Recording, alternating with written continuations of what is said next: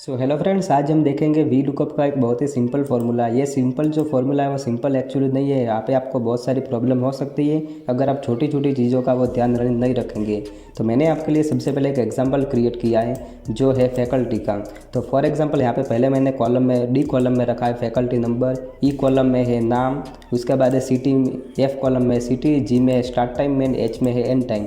तो for example यहाँ पे फैकल्टी नंबर 3 है, उनका नाम क्या है? तो उनका नाम है सी एंड उनका लेक्चर है दिल्ली में एंड उनका स्टार्ट टाइम है 7 एंड उनका एंड टाइम है 14। तो यहाँ पे मैंने 7 एंड 14 जो सिर्फ एग्जांपल आपको समझाने के लिए रखा है उसे इग्नोर कर लीजिएगा कि क्यों मैंने 7 एंड 14 लिखा है।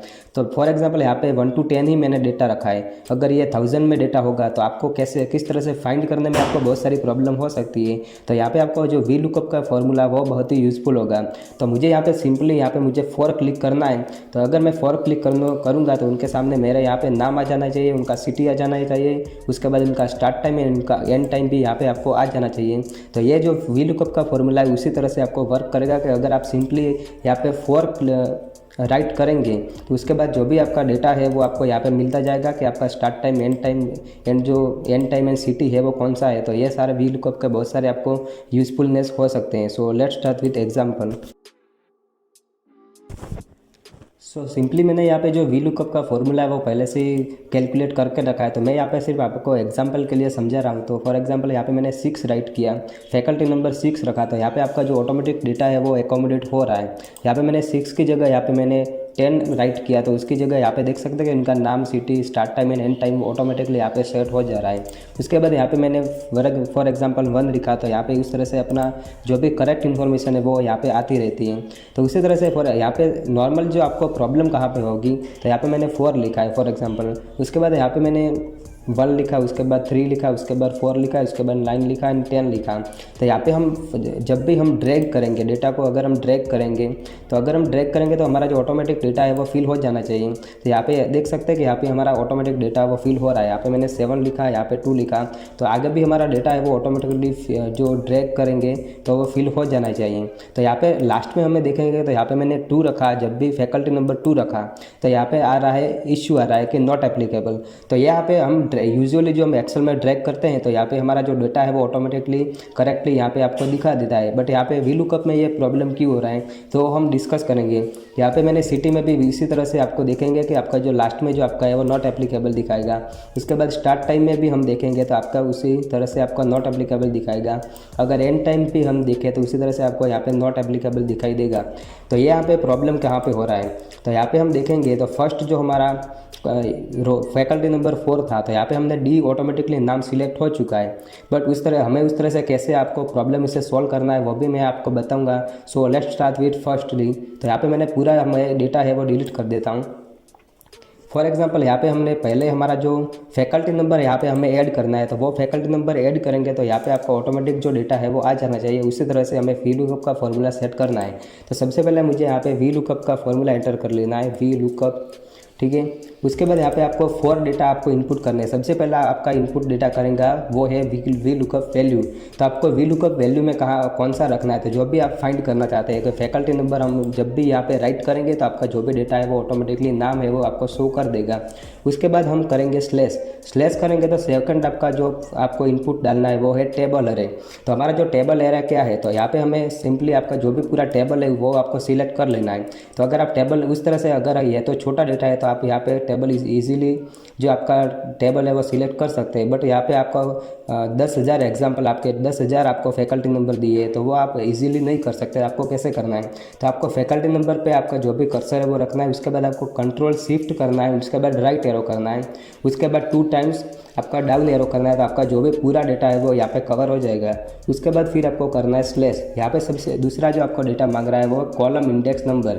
तो यहाँ पे कॉलम इंडेक्स नंबर क्या कहता है, तो यहाँ पे आप देख सकते हैं कि यहाँ पे जो आपका फर्स्ट है वो है 1 नंबर, यहाँ पे नेम है वो 2nd नंबर, सिटी है वो 3rd नंबर एंड जो एफ है वो 4th नंबर एंड जी है वो 5th नंबर। तो यहाँ पे आपको सर्च क्या करना है, नाम। तो यहाँ पे नाम आपको कौन से कॉलम में लिखा है, तो यहाँ पे है वो 2nd कॉलम। तो यहाँ पे हमें सिंपली 2 एंटर कर लेना है। उसके बाद फिर हम दोबारा करेंगे स्लैश, एंड स्लैश करने के बाद यहाँ पे 2 ऑप्शन है, ट्रू एंड फॉल्स। तो यहाँ पे हमें सिंपली हम फॉल्स भी लिख सकते हैं, उसके अलावा हम 0 भी लिख सकते हैं, उसके लिए कोई भी परेशानी नहीं होगी। तो यहाँ पे जब भी मैंने 0 लिखा तो यहाँ पे मैंने उसके बाद एंटर कर दिया तो यहाँ पे आपको दिखा दे रहा है नॉट एप्लीकेबल। तो जब भी यहाँ पे मैं आपको 4 लिखूंगा तो आपका जो भी ऑटोमेटिकली नाम है वो दिखाई दे रहा है। उसके बाद मैंने 6 लिख दिया तो आपका ऑटोमेटिकली नाम है वो दिखाई दे रहा है। उसी तरह से हम इसे ड्रैग करेंगे राइट साइड में तो आपका जो भी city and start time and and time है वो भी आपको इसी तरह से मिल जाएगा।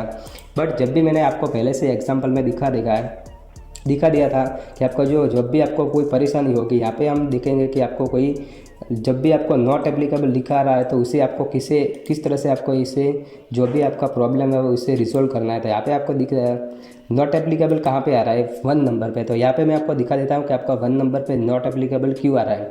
तो यहाँ पे हमने जब भी सिलेक्ट किया था टेबल अरे, तो यहाँ पे मैं टेबल अरे हमने जब भी सिलेक्ट किया था तो वो आपका दिखा दे रहा है C42 G15। ओके, तो यहाँ मैं आपको दिखा देता हूँ। यहाँ पे आप देख सकते हैं कि आपका जो पूरा टेबल है वो सिलेक्ट हो चुका है। अगर हम पहले फॉर्मूला में देखें तो आपका जो पूरा है वो टेबल फिक्स हो चुका है। बट यहाँ पे हम देखेंगे फैकल्टी नंबर 1 में, तो यहाँ पे मैंने टेबल पे दिखा था, यहाँ पे आपका जो फर्स्ट एंड सेकंड है वो यहाँ पे डेटा ही उसने कैप्चर नहीं किया। जो फॉर्मूला ने डेटा ही कैप्चर नहीं किया तो आपका डेटा है वो रॉन्ग ही बताएगा, क्योंकि जो 1 नंबर है वो आप देख सकते हैं कि आपका जो टेबल के बाहर शो कर रहा है। तो यहाँ पे आपका जो भी इन्फॉर्मेशन है वो यहाँ पे एकोमोडेट होगी नहीं 1 एंड 2 की। तो आप देख सकते हैं 2 में भी आपको नॉट एप्लीकेबल, यहाँ पे 3 में भी नॉट एप्लीकेबल दिखा रहा है। तो यहाँ पे 3 में हम देखेंगे तो यहाँ पे भी आप देख सकते हैं कि आपका जो टेबल है वो पूरी तरह से सिलेक्ट ही नहीं हुआ है। तो हमें ये जो टेबल है वो फिक्स कैसे करना है वो हमें सीखना है सबसे इम्पोर्टेंटली। तो जब भी हमने पहले जो आपका सिलेक्ट किया था 6 नंबर का फैकल्टी नंबर, वहाँ पे आपको क्लिक कर देना है। उसके बाद यहाँ पे आपको बहुत सारे आपका जो टेबलर है उसे फिक्स कैसे करना है वो हमें इम्पोर्टेंट है। तो फिक्स करने के लिए यहाँ पे आपका जो फर्स्टली आपका जो टेबल है वो स्टार्ट कहाँ से हो रहा है, सी से, एंड आपका एंड कहाँ पे हो रहा है, जी से। तो हमें ये सी एंड जी है उसे फिक्स कर देना है।